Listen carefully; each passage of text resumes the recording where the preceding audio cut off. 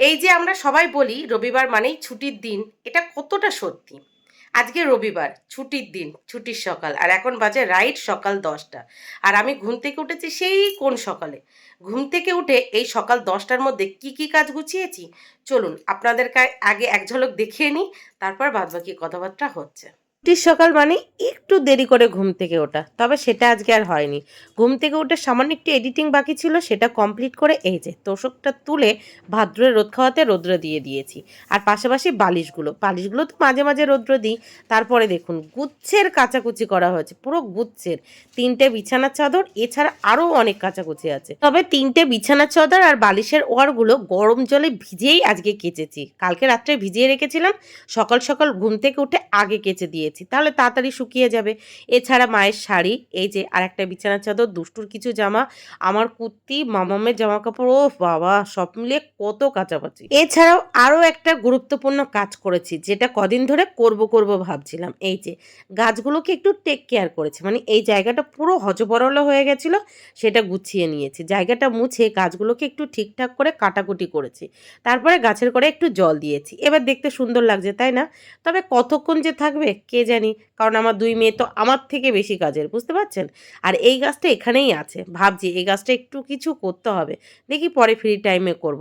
আর একটা গাছ এই যে নতুন রান্নাঘরে রেখে দিয়েছি। নতুন রান্নাঘরের বেসিংয়ে এখন যেহেতু থালা বাসন মাজা হচ্ছে, এখানে টুকটাক কাজে করা হয়, তো এই গাছটা এখানে রেখে দিয়েছি। সুন্দর লাগছে না? দেখতে পেলেন তো কি কি কাজ করলাম। এবার আপনারাই বলুন, আজকে কি ছুটির দিন বলা যায়? এখনো গুচ্ছের কাজ বাকি আছে, যেগুলো রোদ খাচ্ছে সেগুলো তুলতে হবে, বাদবাকি ঘরবাড়ি গোছাতে হবে, রান্নাবান্না করতে হবে, সানডে স্পেশাল রান্নাবান্না। আর আমার মা কি করছে জানেন?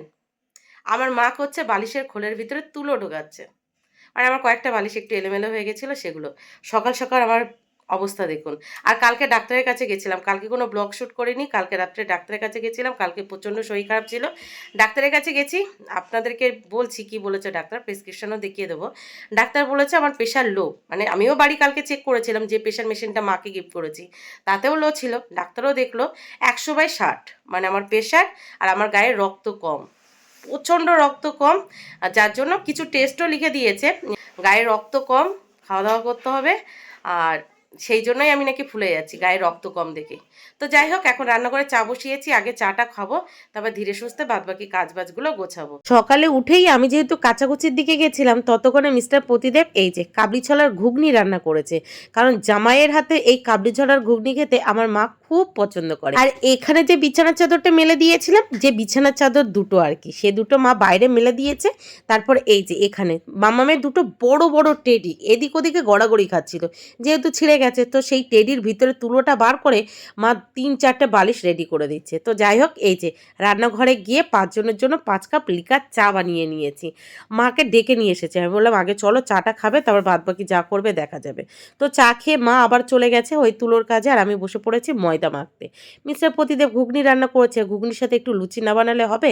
তো নিয়ে নিলাম ময়দা, তার উপরে দিয়ে দিলাম এই যে লবণ, সাদা তেল আর একটু চিনি। এবার সমস্তটা খুব ভালো করে উষ্ণ গরম জল দিয়ে মেখে নেব, তাহলে লুচিগুলো নরম হবে আর খেতেও অনেক ভালো লাগবে।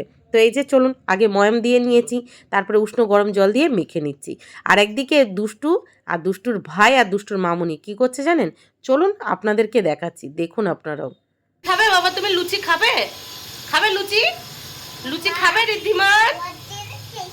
একটা ভিডিও করছি, তার মাঝখান দিয়ে হেঁটে উঠে চলে যাচ্ছে। ও রিদ্ধিমান, তুমি লুচি খাবে? দুষ্টু তুমি লুচি খাবে? কটা খাবে? আগে গুড মর্নিং বলে দাও। Good morning, good morning Riddhiman, good morning Rajkumar. মায়ের ফোনে শুধু ছবি তুললে হবে? আমি ডাকছি, আমার দিকে তাকাচ্ছ না কেন?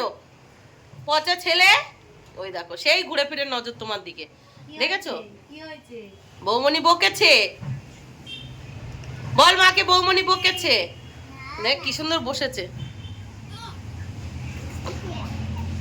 তো এই যে ময়দা মেখে নিয়ে চলে এলাম রান্নাঘরে, লুচিটা বেলে নিলাম। চলুন এবার ঝটপট করে ভেজে নিই। বেশ কয়েকদিন ধরে দুই মেয়ে লুচি খাবো করে পাগল করে দিচ্ছিল। তো মনে হলো চলো আজকে বানিয়েই নিই। তো এই যে বানিয়ে নিলাম। দেখেছেন এইভাবে ময়ান দিয়ে লুচিগুলো ভাজলে কতটা বেশি মুচমুচে হয়। আমি যদি মাঝখান দিয়ে এটাকে এখন ফাটিয়ে দিই না, ফেটে যাবে, এত বেশি মুচমুচে হয়েছে। আর খেতেও অনেকটা ভালো হয়। তো যাই হোক, লুচি ভাজা আমার কমপ্লিট। আর এইদিকে আমার দুই মা জননী দেখুন দিদার সাথে কাজে লেগে পড়েছে। কাজের আগে বসিয়ে নিচ্ছে জানেন, মাকে যত না হেল্প করছে তার থেকে বেশি কাজ বাড়িয়ে দিচ্ছে। দেখুন একটা কোলবালিশ হয়ে গেছে। পুতুলের ওই তুলোগুলো না ফেলে দিয়ে এইভাবে বালিশ করে নেওয়াতে অনেক ভালো হয়েছে, তাই না? দেখুন কতগুলো বালিশ হয়েছে। বড় বড় 3-4টে পুতুল ছিল, দুটো না 3-4টে পুতুল। সেই পুতুল দিয়ে মা 4টে বালিশ করে দিয়েছে। 4টে, বুঝতে পারছেন? তুলোগুলো ফেলে না দিয়ে ঠিক কাজে লাগিয়ে নেওয়া গেল। দেখুন কত তুলো। তো মাকে বললাম বাদবাকি কাজবাজ পরে করবে, চলো আগে ব্রেকফাস্টটা কমপ্লিট করে নাও। এই যে গরম গরম লুচি ভেজে নিয়েছি, আর সাথে আছে মিস্টার প্রতিদেবের হাতের স্পেশাল কাবলি ছোলার ঘুগনি। তবে কি জানেন, ডাক্তার কি জানি আমাকে কি ওষুধ দিয়েছে, সেই ওষুধটা খাওয়ার পরে আমার না কিছু খেতে ইচ্ছা করছে না, মুখটা যেন কেমন একটা হয়ে আছে। লুচি একটা নিয়েছিলাম কিন্তু খেতে পারিনি, ঘুগনি একটু খেয়েছিলাম, ওই সামান্য একটু।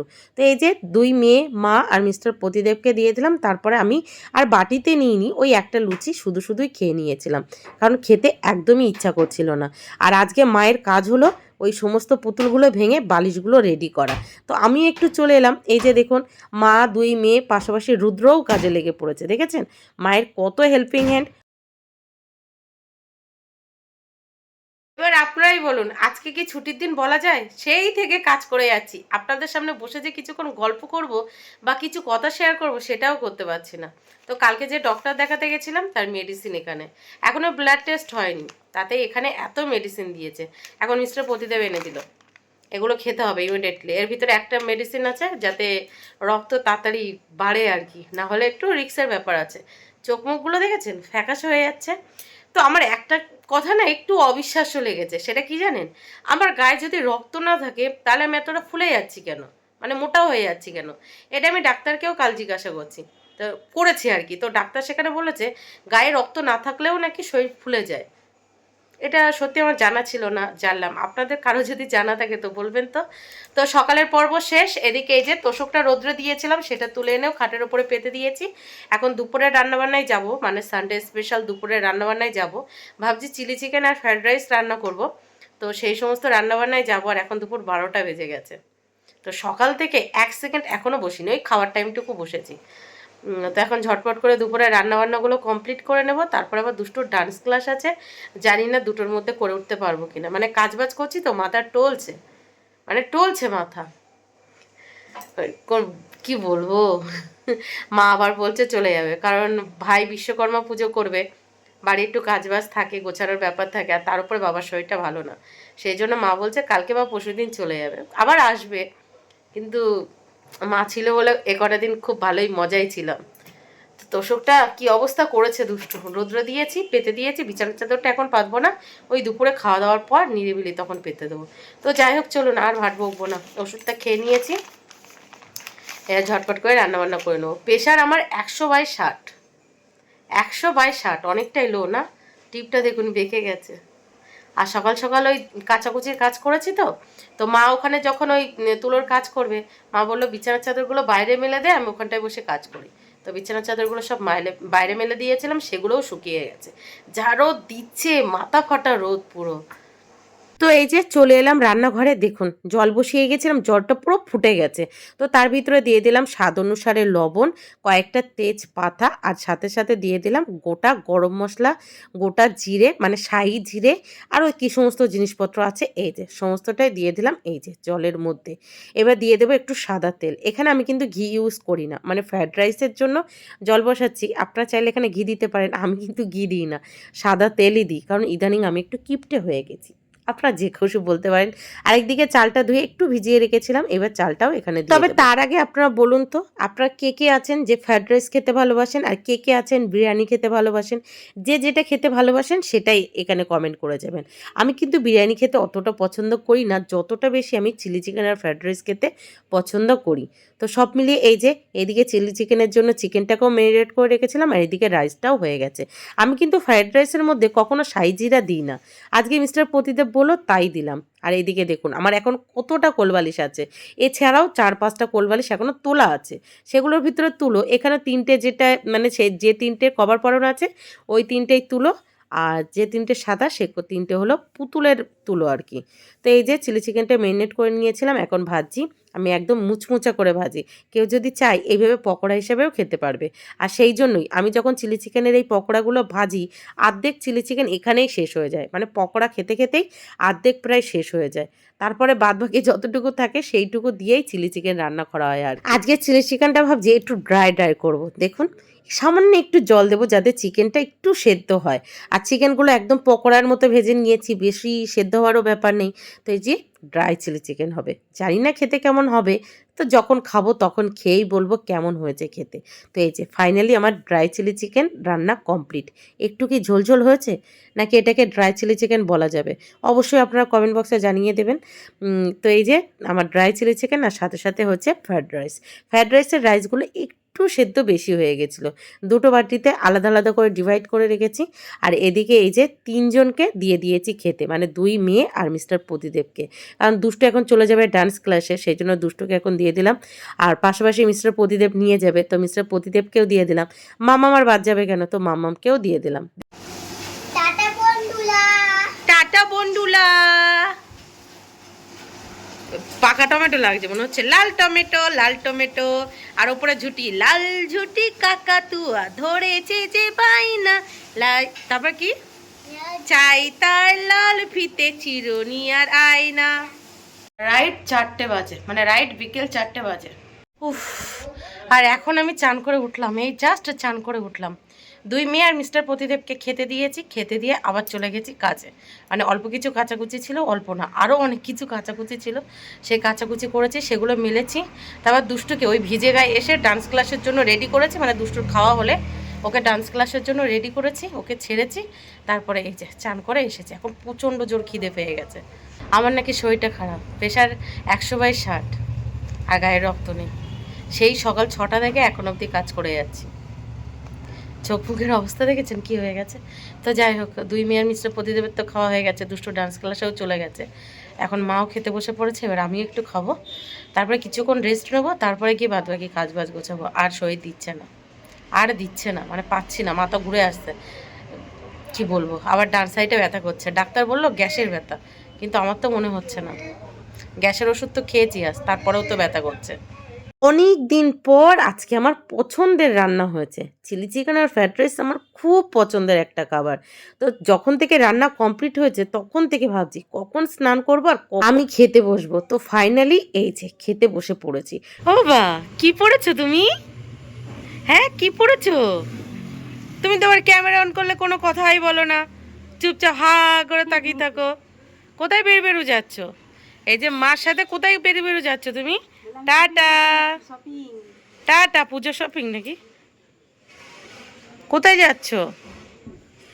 কোথায় যাচ্ছ? দেখো ক্যামেরা অন করো। বলে ঘুরতে যাচ্ছি। ওদিকে সরে যাও একটু, এইদিকে এখানটায় সরে যাও, দাঁড়াও আমি সরে যাই, নাহলে বোঝা যাচ্ছে না। দেখো আমাদের বাবা কিসে বসেছে, কিসের ওপরে বসেছে আমাদের চোনা বাবা। তোর এইটা তোর মাকে আমি গিফট করেছি, তোর মার পছন্দ হয়নি? পছন্দ হয়নি? কি এনে দিয়েছে বৌমানি, টবলা টুবলি। আমার ছেলেকে এইভাবে যাবে? কি সুন্দর লাগছে না বাবা? ভালো লাগছে তো? তুমি হ্যাপি হয়েছে? এরকম করো, বলো হ্যাঁ, এরকম বলে দাও, হ্যাঁ ডান।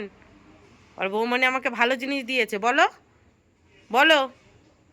মুখে ঘটেনি? দেবো দেবো দেবো, এ না মিষ্টি খাও, মিষ্টি খাও, খাও খাও খাও খাও খাও মিষ্টি। না না, টাটা টাটা ঋদ্ধিমান বুড়ো, টাটা। ও আর দাঁড়াবে না, এবার বুঝতে পেরেছে, চলো ঘুরতে চলো, ও আর দাঁড়াবে না। টাটা টাটা, যাও পুজো শপিং করে আসো, যাও টাটা। শরীরটা এত পরিমাণে দুর্বল লাগছিল, আর যখনই দুর্বল লাগে একটু মিষ্টি জাতীয় কিছু খেতে ইচ্ছা করে। তো ঝটপট রান্নাঘরে গিয়ে একটু বেশি করে মিষ্টি দিয়ে চা বানিয়ে নিয়েছি, আমার জন্য, মামামের জন্য আর মায়ের জন্য, আর সাথে মুড়ি। তো যাই হোক চলুন আজকে ব্লগটি এই পর্যন্তই, দেখা হচ্ছে কাল সকাল থেকে আর একটা ব্লগে।